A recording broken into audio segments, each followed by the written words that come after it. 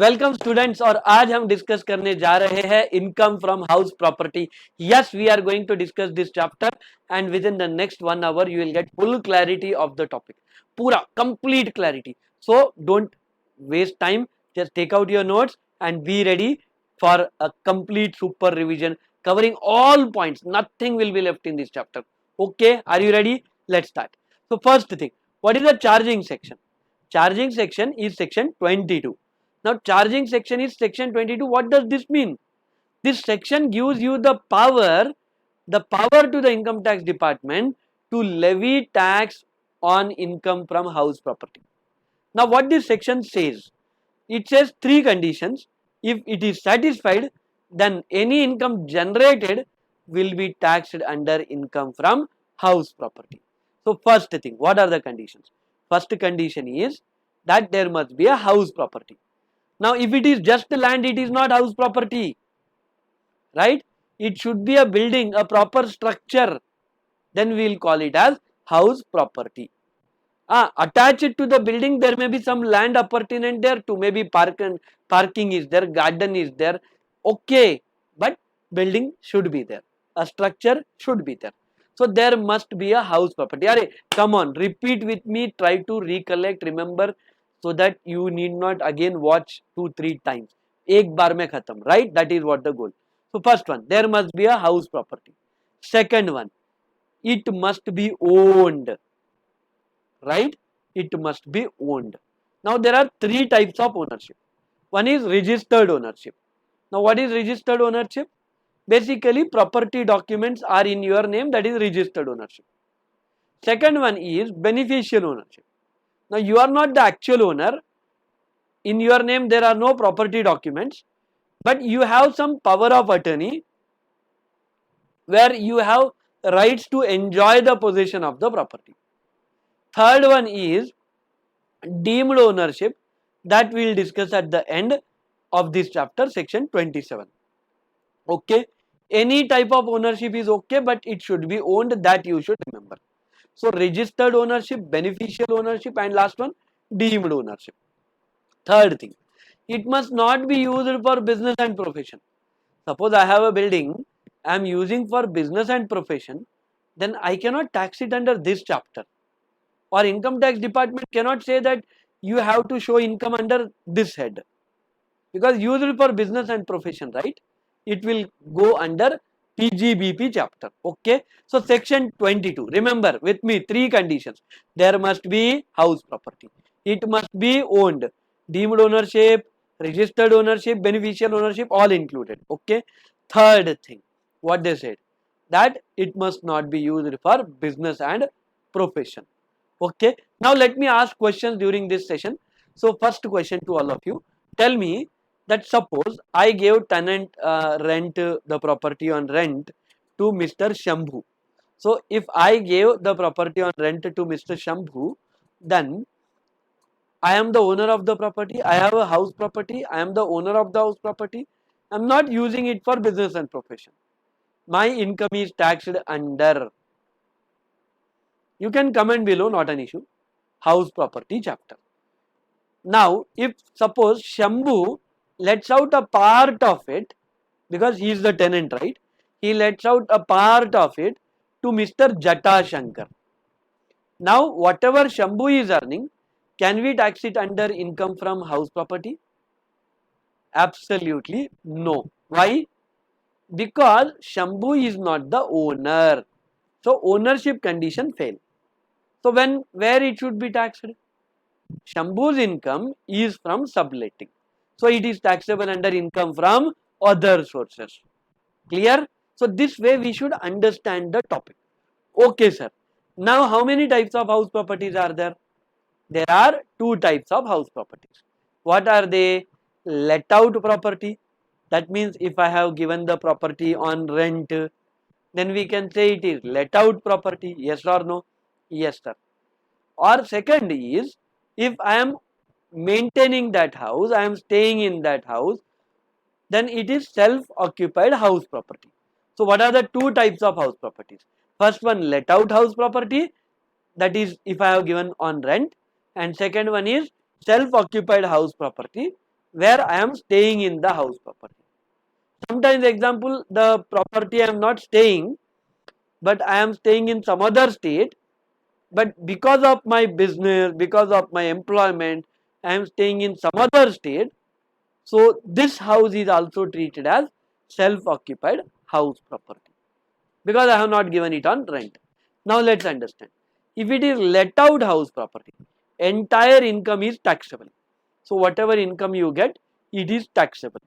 Okay, computation I will teach later on, don't worry. Okay, now come to self-occupied house property. As per the income tax, the two self-occupied house properties are fully exempt. They said, okay यार खुद के लिए दो घर तो रख सकते हो, so you can maintain two houses for your own purpose. So they are not taxable. Self-occupied property up to two houses fully exempt.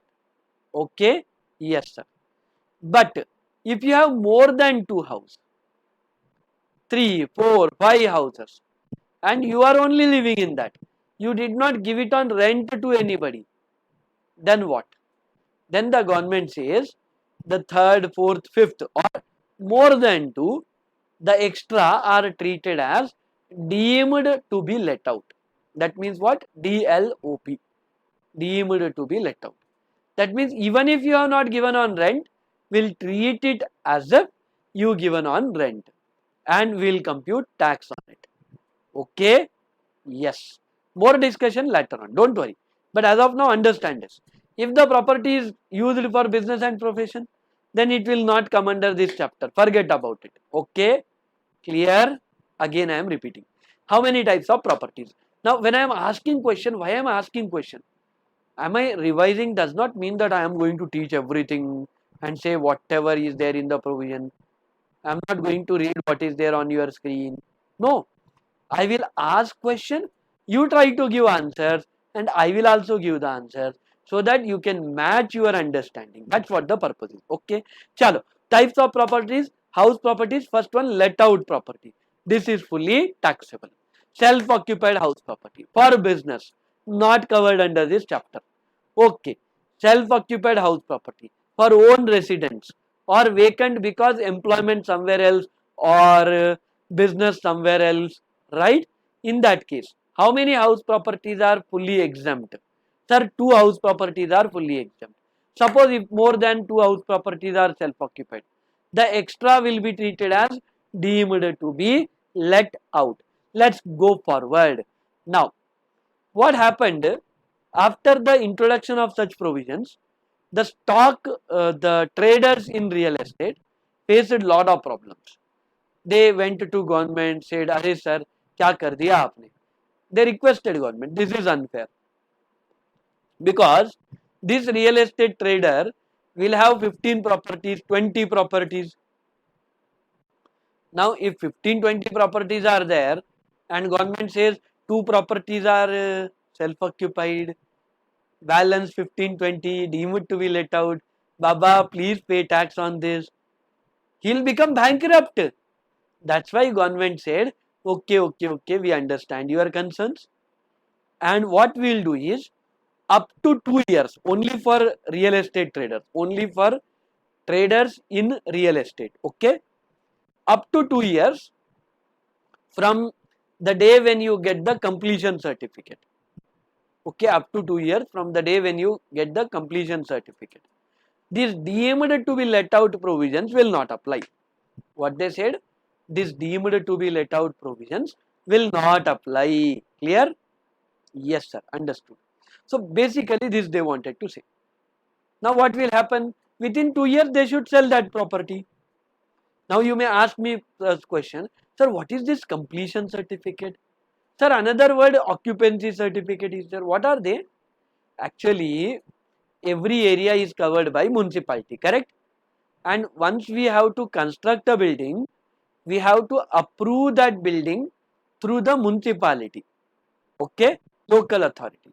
Like I stay in Hyderabad, Greater Hyderabad Municipal Corporation. Now, once I approve the plan, I construct the building. Once it is completed, I should get the certificate of completion or occupancy certificate. So, from that time up to 2 years, these real estate traders the property will not be taxed as deemed to be let out. Okay, after that it would be taxable. Now I know you get doubts.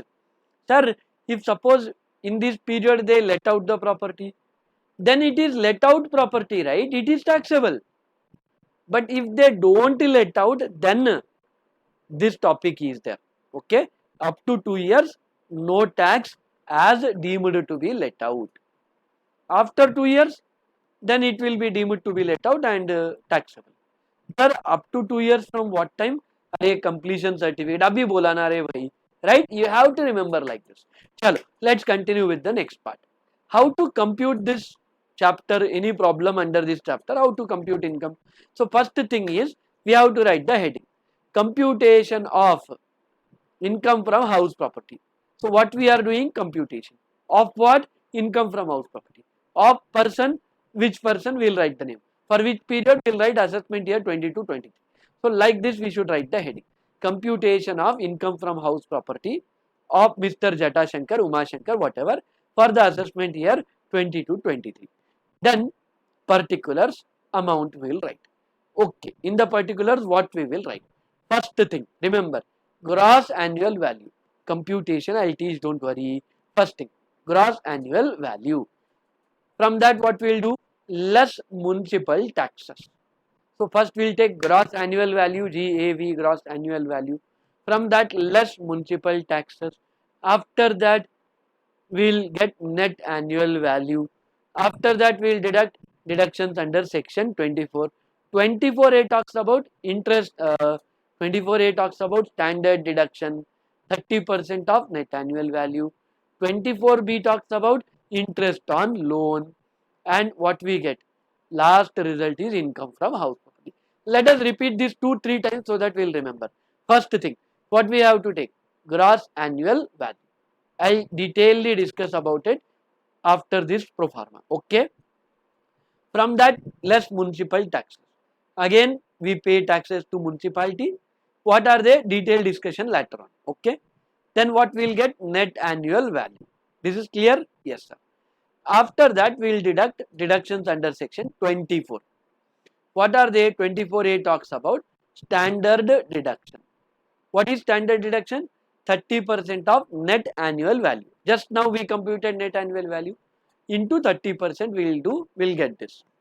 Now generally what happens, that building means repairs are there, maintenance are there, insurance is there, right? There are so many expenses are there.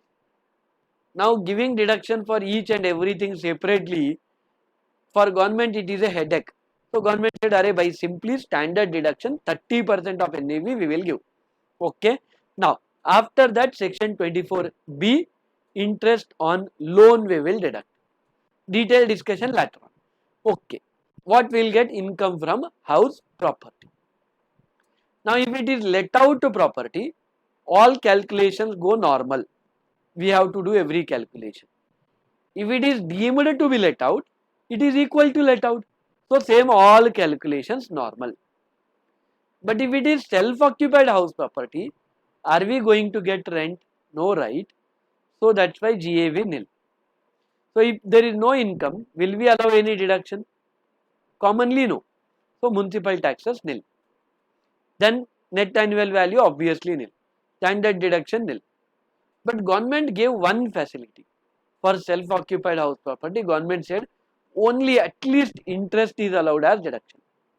At least interest is allowed as deduction. Okay. Interest on loan is allowed as deduction for self-occupied house property. Okay. Chalo. Very good. This will be a loss-making house property. Now I will tell you why government gave the deduction of interest. Two advantages. One, everybody will take loans and construct their house properties. So everybody will have their own houses. And government gives some support in this. Khud ka ghar, apna ghar. So some facility should be given, right? So government said, okay, we'll give some tax relief. Okay. Loan companies will be very happy because they will have more sales. So this way it is beneficial for the economic movement of cash flows also. I'll tell you one more thing. You may say, sir, interest on loan, GAV is nil in self-occupied house property, municipal tax nil, net annual value nil, standard deduction nil, only interest is taken. So this means loss will be there, right? Yes. So salaried people, what they do is salary income minus this loss they will deduct. What will happen because of this? You will save lot of tax on whatever income you earn also. This is what the benefit is. That's why interest deduction is given even in case of self-occupied house property. Clear this pro forma. Again, let us repeat. First, we have to take gross annual value. From that, less deductions, less municipal tax. Then we'll get net annual value. Then we will deduct deductions under section 24A. Standard deduction 30% of NAV. Less interest on loan 24B section. We get income from house property. I said we have to discuss about gross annual value. So how to compute? First, I'll tell you the steps and then I'll explain the meaning of each and every word. Quite fine with you, right? Let's start. First one. I said first one is that step 1, municipal rent or fair rent, whichever is higher. Now what I said? Step 1 is municipal rent or fair rent, whichever is higher. Now what is municipal rent? Municipal rent is rent as per municipal records. Or I'll put it in a more simpler way. When we actually register our property, when we take approval of our plan for construction of house property with municipality, it fixes some municipal value. That means suppose my property valuation is 33 lakhs. So government fixed certain value. As a percentage of that value, municipal rent is determined. Okay. So in the question also, if they say municipal rent is 8%, so you should say municipal value into 8% is municipal rent. Now come to second one, fair rent, rent of similar building. Now whatever we don't have, we will not be dissatisfied with. If the other has, then only. So this mindset we should get out of. But fair rent is rent of similar building. Suppose we have 2-bedroom flat. So what is the rent of this 2-bedroom flat? We don't know. But at least we can check in the same area what is the rent going on. That is fair rent. So we will compare in the first step municipal rent and fair rent, whichever is higher. Then let's come to step 2. Step 2 says that we will compute expected rent. Some books use the word reasonable expected rent. Nothing wrong about it, both are okay. But what is this expected rent? This expected rent is value as per step 1 that we took na higher, that or standard rent whichever is lower, or standard rent whichever is lower. Now you may say, what is this standard rent, sir? Standard rent, in many years back, government thought of controlling the property owners because lot rent was charged heavily. So government wanted to put a cap on the rent. For that, government introduced a law called as Rent Control Act. So government said that rent cannot be more than this, and that rent is called as standard rent. Now that plan was a big failure, and anyhow that was included in income tax law. So that rent still continues here, but in practice nobody follows. Okay. So basically standard rent is the maximum rent which can be charged as per the Rent Control Act. So basically remember that we are computing step 2. Step 2 is expected rent. Expected rent is lower of the following two. What is it? Rent as per step 1 or standard rent whichever is lower. Now I discuss step 1, step 2 both. Step 1 is municipal rent or fair rent whichever is higher. Step 2 is computing expected rent. It says step 1 value of rent or standard rent whichever is lower. Now take this expected rent in step 2 and compute GAV in step 3. So step 3 is computation of GAV. What it says, basically expected rent or actual rent, that is rent for 12 months. Array, what we recover from tenant, that I am talking about. Okay. So actual rent is rent we recover from tenant. So that whichever is higher. So step 3 is computation of GAV. It says that expected rent will take and actual rent will take, whichever is higher is the gross annual value. Now you understood in the above chart, gross annual value means these 3 steps we should do in workings and then we will get the gross annual value. Okay, clear to all of you? Yes or no? Awesome, sir. We understood. Now let's continue. We understood the meanings of all these terms also. Again, I am repeating it, that municipal rent is rent as per municipality. It is as a percentage of municipal valuation. Fair rent is rent of similar building. Standard rent is rent as per municipal. Standard rent is rent as per Rent Control Act, that is the maximum rent. Actual rent is rent for 12 months, which we generally take from tenant. Okay, clear to all of you? Expected rent is nothing but higher of municipal or fair, but lower of the with standard rent. Okay, lower of the step 1 or standard rent, whichever is lower. That is expected rent. It is also called as reasonable expected rent. Don't get confused. Now we discussed this. Let's come to understand the next thing. You wanted to know, right? Municipal taxes. Okay, GAV over, then immediately municipal tax will come, right? So let's understand municipal tax. How to compute municipal tax? So they simply said that okay, municipal tax we are ready to allow as deduction. Now many places they call it as municipal tax, they even call it as water tax, they call it as sewage tax, right? Local taxes, such words are used. Okay. Now please understand, if they give you land revenue, can you consider it as municipal tax and allow it as deduction? Question to all of you. Comment below. The answer is no. Why? Land revenue is a tax on land, not on building. So how can it come under house property chapter? No, right? So that's why land revenue will not come. Only municipal tax, local taxes of the property, then water tax, sewage tax, such taxes allowed. Okay. Now who should pay? Owner should pay. Is it allowed on due or cash basis? It is allowed on payment basis only. So suppose our previous year is 21-22, that is 1st April 2021 to 31st March 2022. So during this period, if municipal tax is paid, then only allowed. If it is paid by owner, then only allowed. So that means it should be paid is a compulsory condition. It should be paid in the previous year is a compulsory condition. Must be paid by owner is also compulsory condition. Absolutely right. Sir, if it is paid by tenant, not allowed.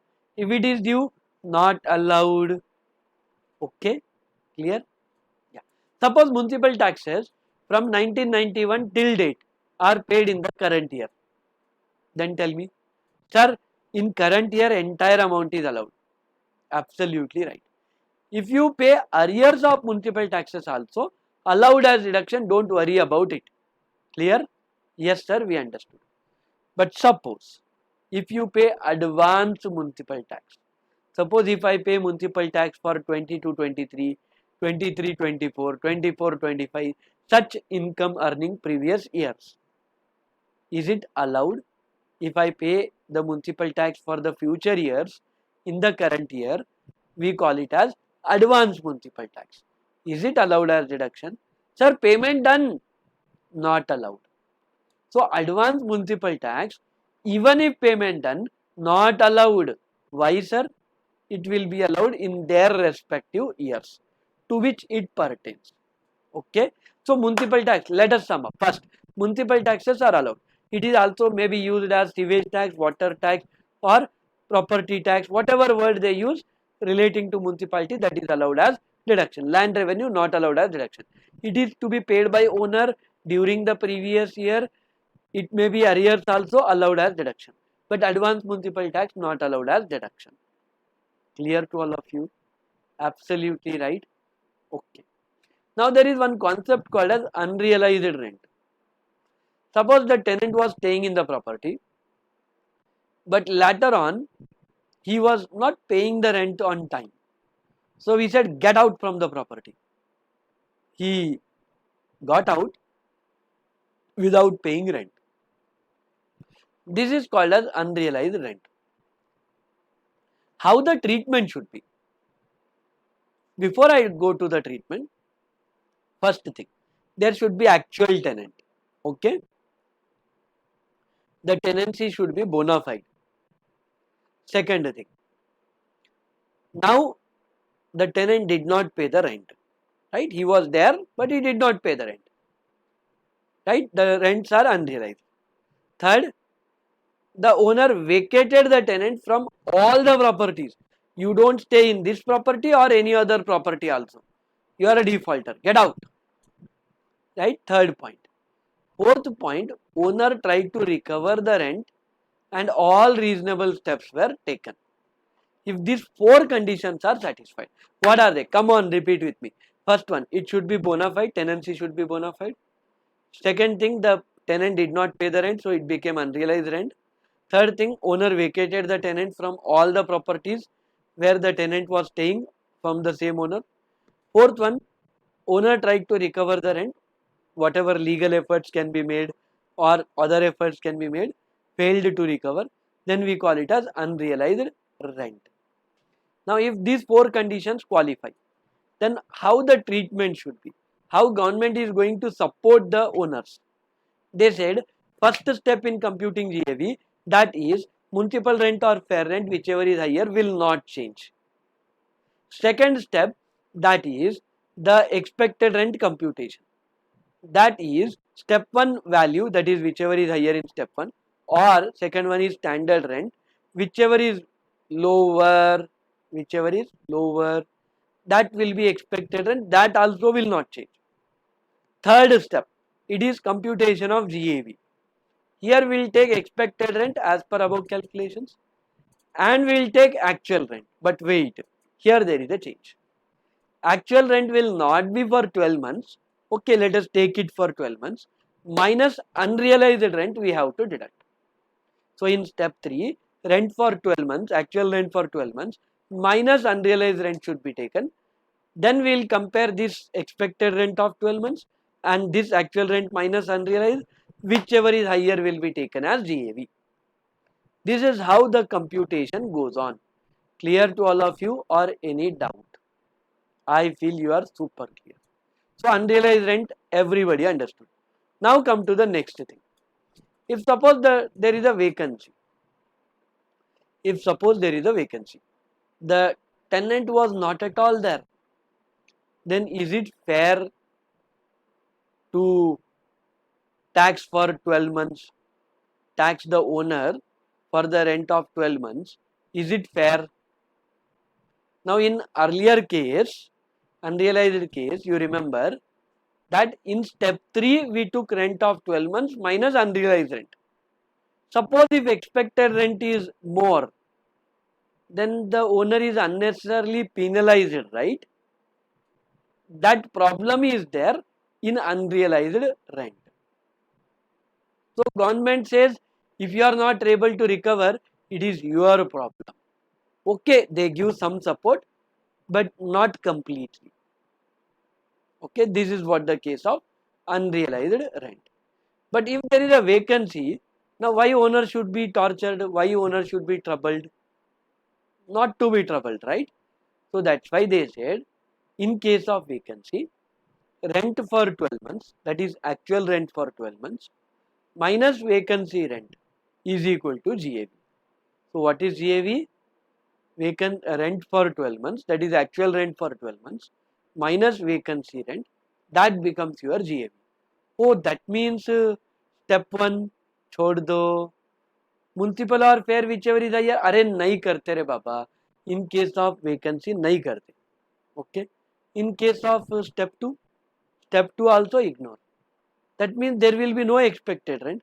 No, ignore all the three steps in computing GAV.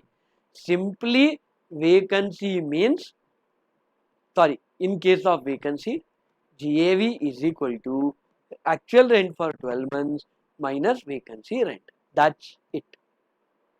Sir, but in textbook, we see step 1 also, step 2 also, then step 3 also, then they do some gimmick. Yes, all that happens. Now I don't want you to be tortured. That's why I directly said that in case of vacancy, they simply take GAV is equal to rent for 12 months, actual rent for 12 months minus vacancy rent. Doing all the three steps in computation of GAV is waste of an effort. Okay? When you see in the questions also, answers also, they will say, they will compute step 1, they will compute step 2 expected rent, and then they will tell that because it is a case of vacancy. तो पहले नहीं मालूम था क्या? Right? चलो.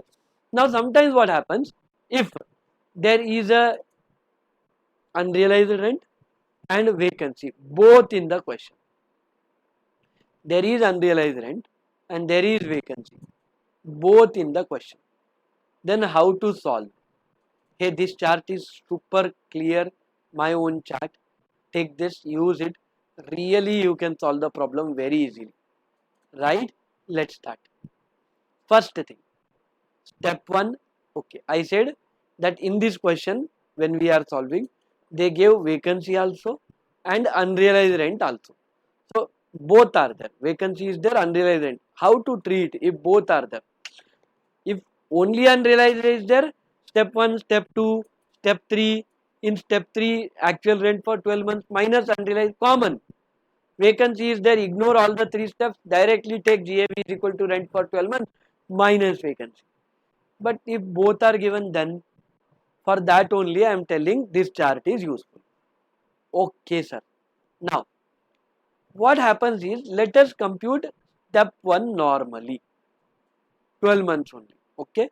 Municipal or fair, whichever is higher. Step 2 also normal. Whatever answer as per step 1 or standard rent, whichever is lower, we get the expected. Now write the expected rent in step 3. Now step 3 is computation of GAV, right? We'll write expected rent. Second one is rent for 12 months. That is actual rent for 12 months. Minus unrealized rent and vacancy. So from actual rent of 12 months, we reduce two things. What are they? Vacancy and unrealized rent.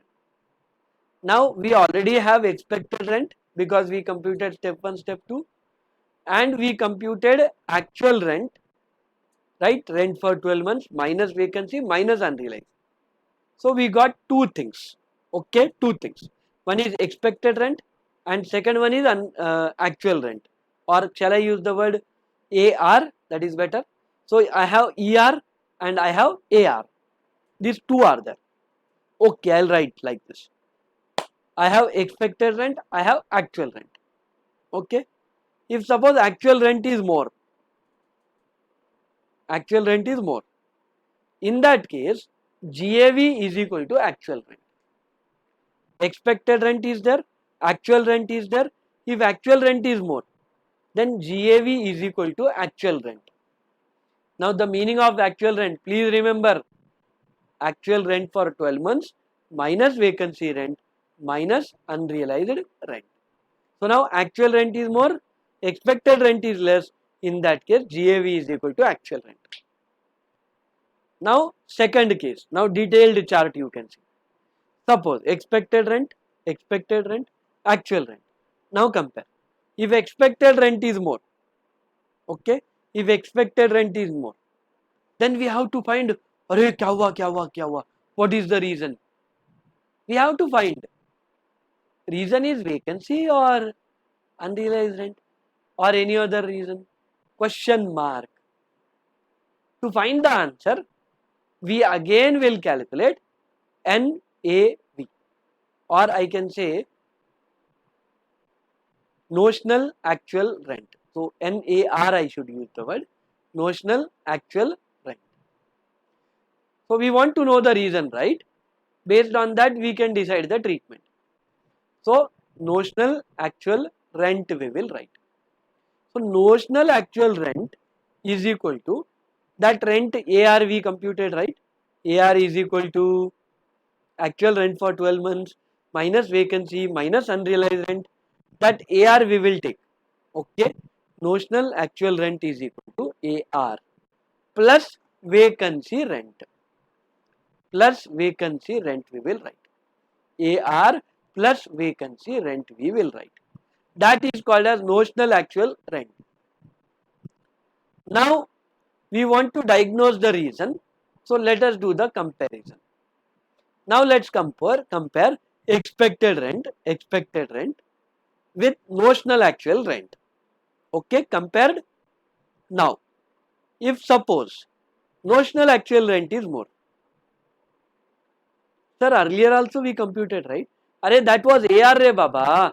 That was AR, actual rent. This is NAR, okay? If suppose NAR is more. In that case, vacancy was the reason for, in that case, we presume vacancy is the reason for expected rent being more than actual rent. So if vacancy is the reason, then treatment should be like vacancy, correct? That's why GAV is equal to actual rent I am going to take. I am not going to take GAV is equal to NAR. I am taking GAV is equal to AR. Again I am repeating AR is equal to, अरे बोलो, AR is equal to, tell me what is AR?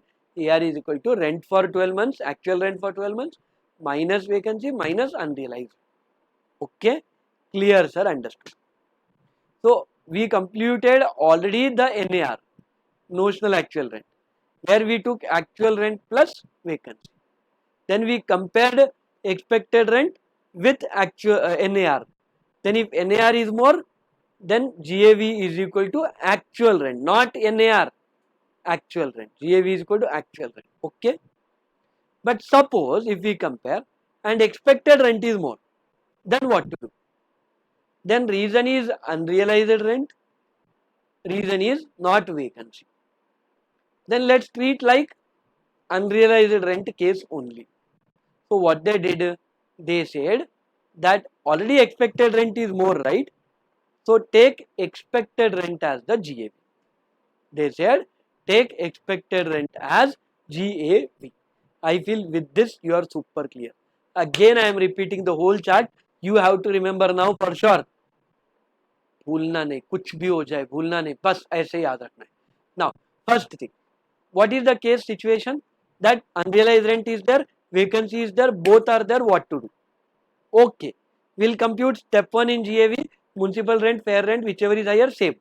Then step 2, that step 1 answer or standard rent, whichever is higher, same. Step 3, expected rent, same.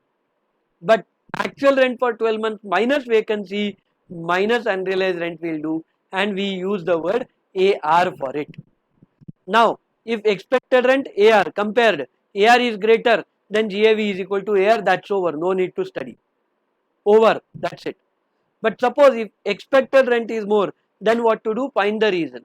For finding the reason, we use one more word, that is notional actual rent. Notional actual rent is equal to actual rent plus vacancy. Now let's compare expected rent with notional expected rent. If notional expected rent is more, then vacancy is the reason. That's why GAV is equal to AR actual rent, not notional actual rent. Okay. Then let's compare next. If expected rent is more, then vacancy is unrealized rent. Oh, sorry. Reason is unrealized rent or maybe any other but not vacancy. In that case, what they said that GAV is equal to expected rent. This way you have to understand all concepts. Okay. Chal. Again I am telling AR actual rent is equal to rent for 12 months, actual rent for 12 months minus vacancy minus unrealized rent. NAR is equal to also AR plus vacancy. This two you should not get confused. Okay, very good.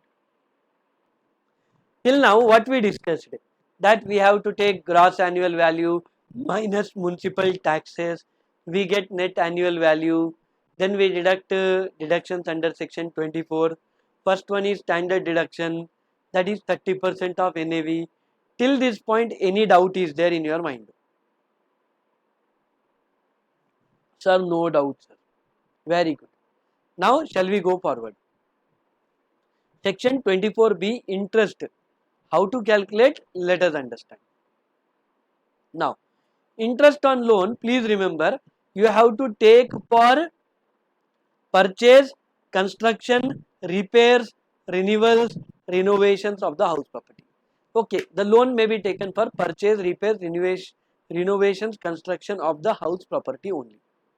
Sir, if we mortgage the house property and take the loan and use for business, not allowed as deduction here. The purpose of the loan should be to purchase, construct, repair, renewal, renovation. Okay. From where to take the loan? From friends, family, fools. Sorry, third one no. So friends, family, or from banks or financial institutions. Okay. You have to take the loan. Now, is it allowed? The answer is yes. Sir, if payment is done then only allowed. Don't worry. If you make the payment, it is allowed. Even if it is due, it is allowed. Okay. So municipal tax only on payment basis it is allowed. But interest, whether paid or due, it is allowed. Difference understood? Yes, sir. Penal interest. That means interest on interest. Not allowed as deduction. Suppose loan is there, bank loan, EMI you defaulted. Some charges are there. On the default, they again charged interest on interest. That all are not allowed. Okay. 4 points we discussed till now. What are they? First one, loan should be taken for construction, purchase, repairs, renewal, renovation of the house property. Loan may be taken from banks, financial institutions, friends, family, fools, whatever it may be. Third one, we have to understand that it is allowed on due or payment, whatever the case may be. Fourth one, interest on interest is not allowed as deduction. Clear? Now let's go forward. If the property is let out, then entire interest is allowed as deduction. Simple logic, government is getting rent tax on the rental income, right? Let out property means let out, given on rent. So government is also getting income tax because you are earning income. So that's why when you pay interest, entire interest is allowed as deduction in case of let out property. But if suppose it is self-occupied house property, then okay, special case I'll discuss first. Okay, special case is, did you take the loan after 1st April 1999? I'm not talking about construction. Did you take the loan on or after 1st April 1999? Did you take it for purchase or construction of the house property? If it is for construction, did you construct within 5 years period? If the answer is yes to all these questions, and did you get the certificate from the lender that you have paid the interest? If the answer is yes to all these cases, then maximum 2 lakhs deduction is allowed. Okay, interest maximum 2 lakhs deduction is allowed. So I am again talking about a self-occupied house property. You know, there can be 2 self-occupied house properties, correct? And for that interest is allowed, but there is restriction. For that they said certain conditions. The first condition, loan should be taken on or after 1st April 1999. Loan should be taken for purchase construction. If it is construction, do it within 5 years from the date of taking the loan. And you should get the certificate from the lender regarding payment of interest. Whether due or paid, not an issue. Okay. If all these conditions are satisfied, then what they said, that interest up to maximum 2 lakhs is allowed as deduction. Okay. Now, because there are 2 self-occupied house properties, don't feel that, oh, here also I'll get 2 lakhs, that house also I'll get 2 lakhs, total 4 lakhs deduction. Forget about it. Only 2 lakhs if both the houses are there. Even if 2 self-occupied house properties, only 2 lakhs. Okay. In normal case, maximum 30,000 deduction allowed. Maximum how much? 30,000 deduction allowed. Suppose sir, if we take the loan for repairs and renewals, then maximum 30,000 interest is allowed as deduction. Sir, if the loan is taken before 1st April 1999, then only 30,000 is allowed. Sir, if the construction is not completed in 5 years, then maximum 30,000 is allowed as deduction. Understood? Like this you have to interpret. Clear to all of you? Yes or no? This way we should understand the entire concept. Now let's go forward. Suppose I had loan in Bajaj. Okay, for construction only yaar. So I was paying interest 18%. That was anyhow allowed as deduction. Up to 2 lakhs allowed. But suppose I shifted the loan to HDFC. Only 9% interest, 8% interest. So interest is reduced a lot. I am very happy. But then will I continue to get the deduction because it's a fresh loan? The answer is yes.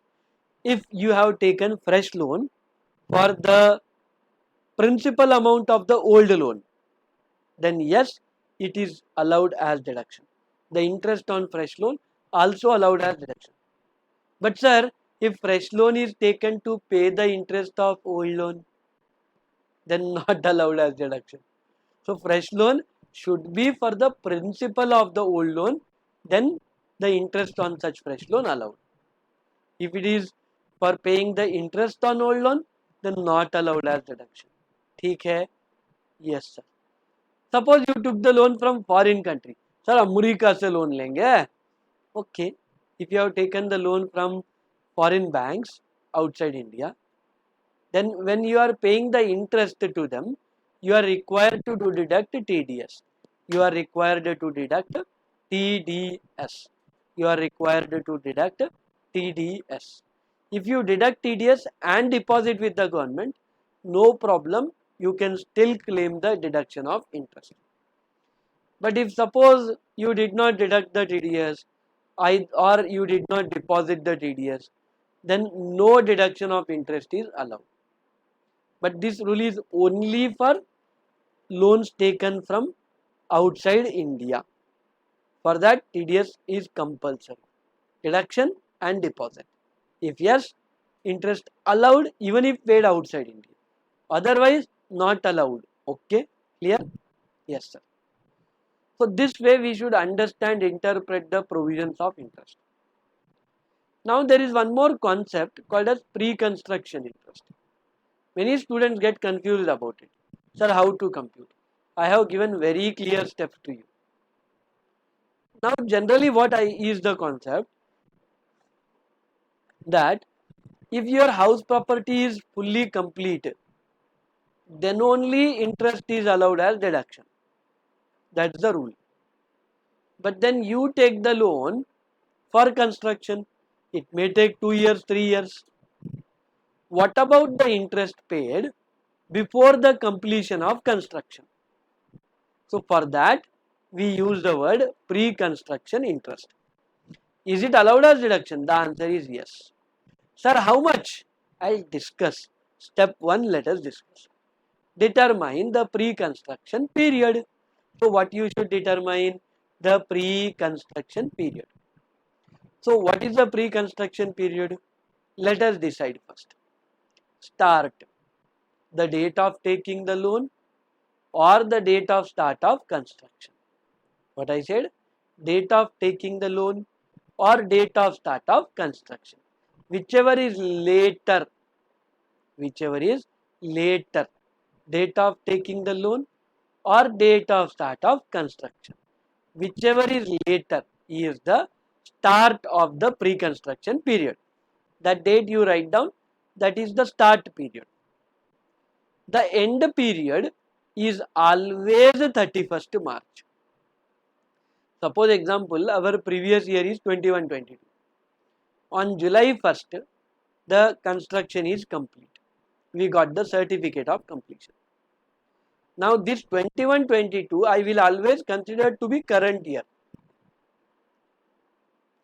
That means the house is ready. Okay. So the interest for 21-22, I will be very happy to deduct it as current year interest. So that's why they said that if any year the construction is complete, leave that year, consider it as current year. Will not consider it as pre-construction period. So that's why if you have the date, decide what is the current year for it. And whatever 31st March before that, that is the end of the pre-construction period. Okay. But sir, suppose loan is already paid back before, then okay. In which year you repaid the loan? Okay. That date you write. Whatever 31st March comes before that, that you take as the end of pre-construction period. Simple as that. So can we say like this, that pre-construction period ends on 31st March? Absolutely right. Before the completion of construction or the loan repayment, whichever is earlier. So construction completion or loan repayment, whichever is earlier, we should check. And one more thing, whatever date comes, that date we should write, and before that whatever 31st March is there, that is the end of pre-construction period. Okay, little complicated, but I feel you understood. Now we got the start date, we got the end date. I am repeating, we are computing pre-construction interest. How deduction should be claimed for it? For that we did first one, start date, that is the date of taking the loan or date of start of construction, whichever is later, whichever is later. Then end period is 31st March before. Now write down the two dates and decide what is earlier, the date of construction or the date of repayment, whichever is earlier. Now that earlier date is there, na? Before that whatever 31st March came, that is the end of pre-construction period. Now you got the period. Now deciding the pre-construction interest is very easy. Now come to step 2. Step 2 says pre-construction interest. Simply take loan amount. Array interest is calculated on loan only. So take loan amount into rate of interest into pre-construction period. So step 2 is pre-construction interest. Loan amount into rate of interest into pre-construction period. Clear? Yes, sir. Step 3. Once you get the pre-construction interest, divide it by 5. So pre-construction interest divided by 5 is your deduction. Pre-construction interest divided by 5 is your interest. Is your deduction. So this deduction you will be getting from the current year. So I said July 1st, 2021, the construction is complete, I said. So in 2021-22, I'll not only claim the deduction for current year interest, but also I'll claim the deduction for pre-construction interest. And like that, 21-22, 22-23, 23-24, 24-25, 25-26. These 5 years we will claim the deduction for pre-construction interest. Oh, that's why step 3. Yes, pre-construction interest divided by 5 is because of this reason only. I hope you really understood what I tried to convey. Sir, super clear. Now, let us understand some more concepts. The concepts are, suppose example, your property is having 3 floors. Now first floor, ground floor you gave it on rent, first floor also you gave it on rent, but second floor you are staying. So area wise 2 portions are let out and 1 portion is self-occupied. Now in this case, how to compute the income from house property? Question arises. Yes or no? This question arise or not? Yes sir, we got it. Now what the government says, that we will not believe. Wait. Government says we will consider it as three different house properties. Oh, is it? Yes, government believes that we'll consider it as three different house properties. We should use the word unit 1, unit 2, unit 3. Now because two units are let out, then compute the GAV, deduct the municipal tax, then net annual value, standard deduction, interest, and last one income from house property for the two units let out.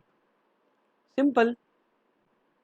And for your self-occupied unit, you will not compute anything. GAV nil, municipal tax nil, net annual value nil, standard nil. Only interest will be allowed as deduction. Now you may ask me question, sir, but municipal tax is for the whole building, right? Interest is also for the whole building, right? Absolutely right. But can't we proportionately divide? Area wise, can't we divide the municipal tax and interest? We can do. So that is what we do in solving these problems. Any doubt? No doubt. So area wise, whenever there is a division in the question, consider it as independent units. Okay, logical, clear. Sir, if it is time wise done, sometimes it may happen that suppose first 8 months you stayed it in the property self occupied, later on 4 months you gave it on rent, let out for 4 months. Government says we don't trust you. Government says we will not consider all this, and our computation of GAV for the house property will remain like this. Step 1, that municipal or fair, you remember, yes or no, will be same for 12 months. Step 2, step 1 answer or standard rent, whichever is lower. That brings us to expected rent, same. Step 3, expected rent and actual rent. Now actual rent, you know that we will not take 12 months rent. We will take only 4 months rent, because only 4 months we gave it on rent. So that expected rent for 12 months or actual rent for the let out period, that is for 4 months, whichever is higher will be treated as GAV. Now the advantage is municipal tax we can deduct full for the whole year, and then we will get the net annual value. Then standard deduction 30% full, then interest on loan full. So the government will not say that for self-occupied period we will not allow interest or we will not allow municipal tax. Nothing like that government says. So somewhat I feel it's unfair, but still it's okay because we are getting the deduction, complete deduction for municipal tax and complete deduction of interest also. So if it is time-wise deduction, GAV computation, step 1, step 2 same, step 3 expected rent same 12 months, but actual rent will be for let out period only. Once we compute as per the normal rules, GAV municipal tax should be deducted, net annual value will arrive at, then we will be deducting standard deduction same, interest also same, everything same for the full year. This way we will do. Sometimes what happens, we recover the unrealized rent.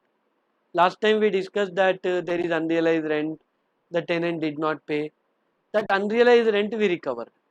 Then what to do?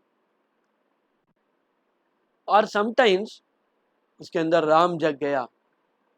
There are many people who want to cheat, but later on they change. So in Indian traditions, value systems, we say उसके अंदर का राम जग गया. Ram is a symbol of truth. Ram is a symbol of divinity. That's what we should understand. Chalo. So He came back, he paid the rent, and that is unrealized rent recovered. Sometimes the owner and tenant are at dispute regarding the rent. Then court gave the decision in favor of the owner. Tenant had to pay all the old dues, the increased rents, and that owner will recover. That is called as arrears of rent recovered. Now, how the treatment should be for these two? That is unrealized rent recovered or arrears of rent recovered. Simple. Take amount received minus standard deduction 30%, and we will get finally income from house property. We will get finally what? Income from house property. Again, I am saying you that in case of unrealized rent recovered or arrears of rent recovered, take actual amount received minus 30% standard deduction is your income from house property. That's it. Sir, in arrears of rent, there is a court dispute, you said, right? So, legal charges, can we claim it as deduction? The answer is no, legal charges are not allowed as deduction. For everything, 30% standard deduction, that's it. Okay. Now, when you solve the problems, they may give like this. Like owner also charged for insurance, ground rent, owner also charged for lift maintenance, repairs, renovations, whatever the names may be. But remember, nothing is allowed as deduction. Only 30% standard deduction is allowed for all this. That's it. Now come to the composite rent. What to do with composite rent? It is the nothing but mixed rent. Composite rent is what? Mixed rent of house property and plant and machinery or furniture. If it is a combined rent, we call it as composite rent. Question arises, can we separate it? Can we say that house property rent is this much and plant and machinery and furniture rent is this much? If we can say like that, then house property rent is taxable under house property chapter.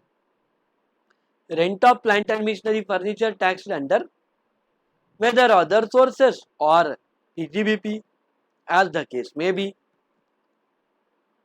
This comparative study, when it is taxed under PGBP or other sources, I'll do, don't worry. But suppose if the rent is not separable, the composite rent is there, but we cannot say this much house property, this much plant and machinery, it is cumulative rent. Then entire rent is taxable under income from business and profession or other sources. Now I will tell you case studies to make you understand this. Are you ready? Suppose example, my business is going on, and when my business is going on, what I did, for 2 months my business is not going to function. So my premises I gave it on rent to others. Suppose example, I am running a college. From December, from June till March, college goes on. But April, May, the college is vacant. Somebody want to run spoken English classes, computer classes, I'll give it on rent to them. So that rent is incidental to business, correct? So that's why it is taxable under business and profession. Suppose a college has a conference hall. College uses the conference hall for their activities. Quite common for them, on a regular basis they use it. But rarely somebody asked to them that please give it on rent. So they gave it on rent. This becomes income from other sources because it is not regular. It is not common. That's why it is taxable under other sources. Now question arises to you, hotel is there. Hotel gives not only the flat but also all the facilities like bed is there, heater is there, air conditioner is there, right, water heater is there, all that tub facility is there, sofa is there, chairs are there, telephone is there.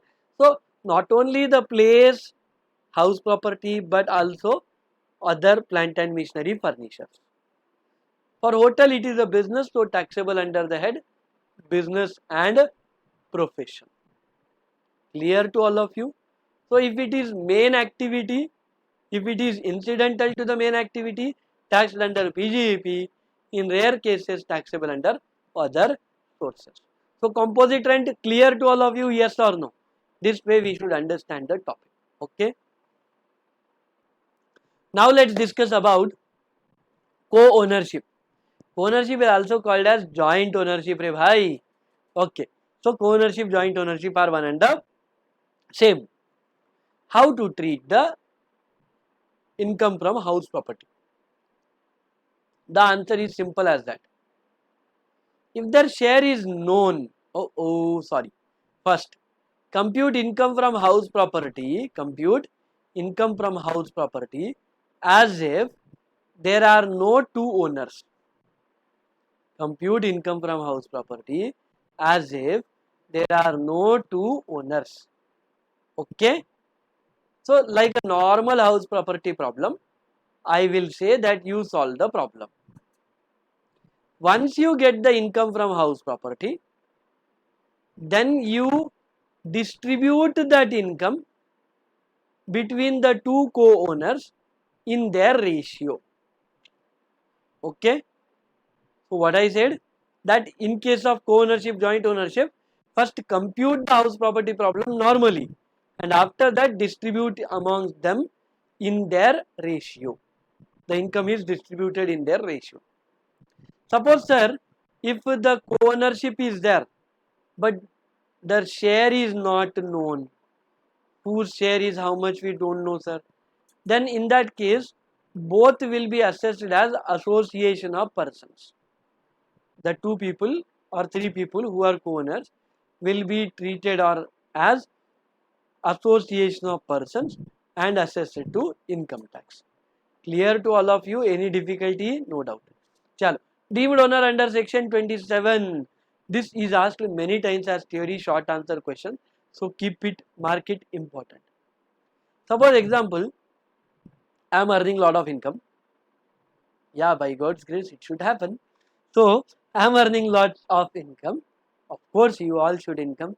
I pray to God that you all earn in crores. Now as per section 27, suppose example husband is earning lot of income. He transferred the rental properties to wife so that at least rental income can be assessed in the name of wife. So that some tax can be saved, income will be showed less, both can claim the basic exemption, all that are there. Government understood this and they said that, sorry boss, any house property transferred to spouse, spouse may be husband or wife, wife may transfer the property to husband or husband may transfer to wife, not a big difference. But if any property transferred to spouse without any consideration or an agreement to live apart, then the transferor is treated as deemed owner. So suppose husband transferred to wife in the case, wife did not pay any money. So even though the property documents may be in the name of wife, husband is treated as deemed owner. Okay. So the rental income will be taxed in the name of husband. That's it. Clear? Suppose if wife and husband are living apart separately, divided, divorce, then that husband will not be treated as deemed owner. Okay. If wife has paid the consideration, then husband is the transferor, will not be treated as deemed owner. This is how you should understand. Second point. If property is held in the name of minor child, the parent who transferred it is treated as the deemed owner. The parent who transferred it is treated as deemed owner. The parent who transferred it is treated as deemed owner. Clear to all of you? Yes or no? Yes, sir. Now, I'll tell you that if it is married daughter, then if the parent transferred it, the married daughter's property is there, that will not be considered. Suppose father transferred the property to daughter and that daughter is married. Now the father will not be deemed owner, right? In this case. But in all other cases, if father transferred the property to minor child, then father is treated as deemed owner. Clear? Yes, sir. Come to third point. Suppose I don't have house, you also don't have house, oh, you also don't have house. No problem. Let us create a housing cooperative society where all of us let us contribute money and construct a house property. Let us all together construct the house property, and one will get the house property first, second will get second. This way our problem can be solved. In this case, in the case of housing cooperative society, the property documents are in the name of housing cooperative society. The person who got the house will only get the possession certificate and he is treated as the deemed owner. Okay, clear? Yes. Fourth one. Now there were old rulers, they had lot of properties, so families were big. Now they are dividing, partition is happening. In that case, every property can be distributed, nothing wrong. But can the temple be distributed? It's not possible. We can't do so. So the person who holds the property.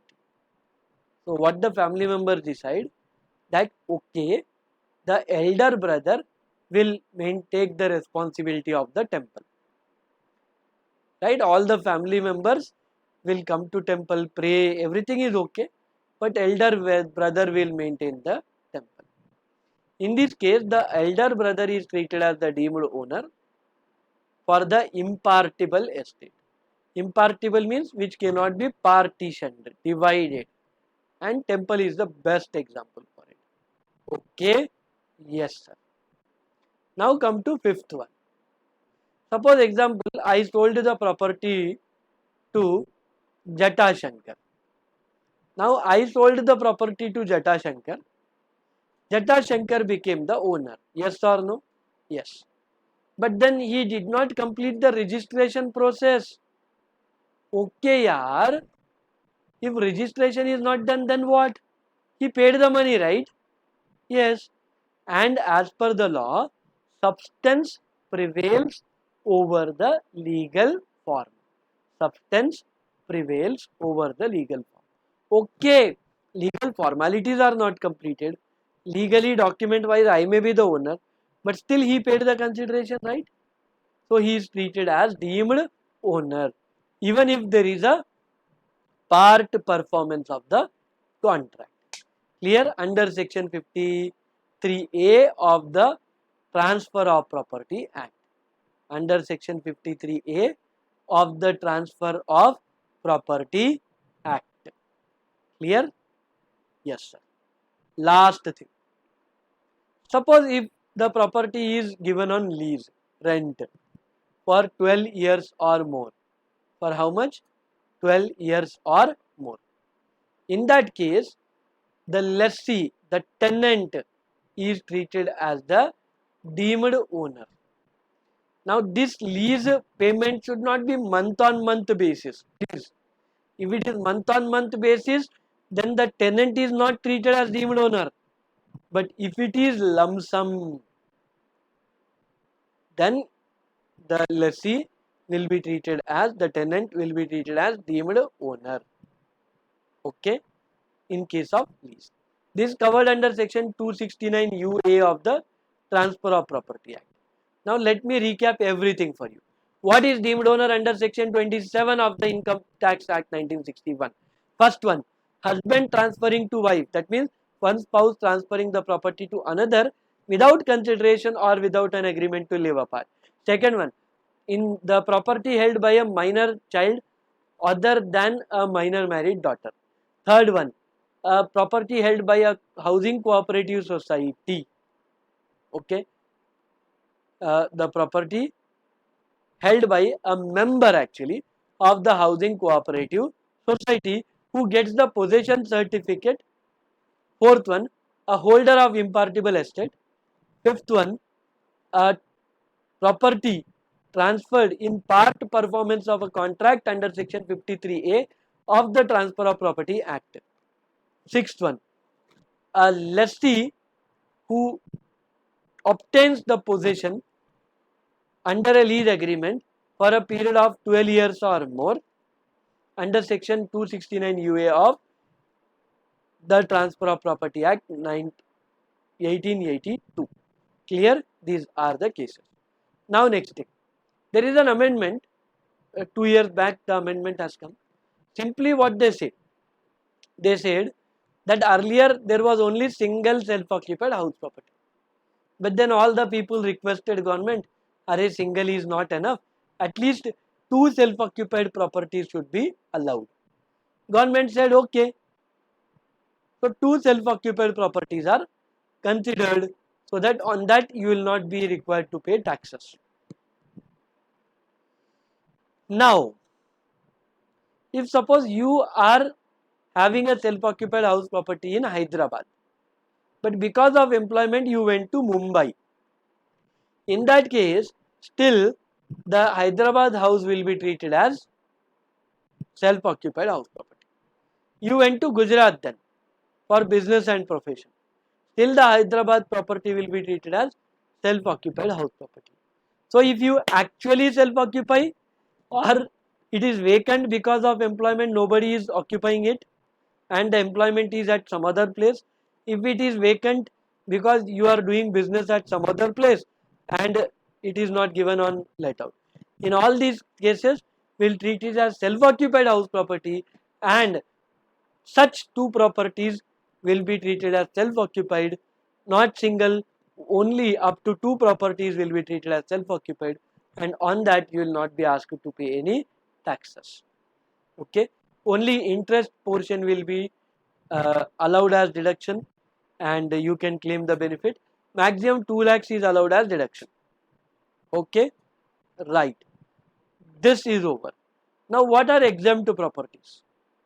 So don't feel that exempt properties means that the property is exempt. No, if the property is held by particular individuals, then only it is exempt. Who are that 11 individuals we are going to discuss now, or 11 situations we are going to discuss now. Suppose one property held by a ruler, erstwhile ruler. So one palace he holds, that is exempt property. Property held by hospital, educational institution, scientific research institution, local authority, trade union, resident of Ladakh, political parties, for business and profession, charitable purpose, a farmhouse, these are all treated as exempt properties. That means what? If you even give on rent, the rent received is not taxable. If these people even if give on rent, the rent received is not taxable. That is what the meaning of exempt properties. Understood? Remember this 11 list. With this, we completed the revision of income from house property. I hope you enjoyed this. If you want detailed courses on GNC Educare, you can purchase the courses on direct taxes also. And more such revision videos if you want, subscribe to the YouTube channel and press the notification bell. Keep in touch, share your feedback. what more topics you want revision videos on, comment below. I would be very happy. I read each and every comment of yours. Okay, take care. Bye everybody.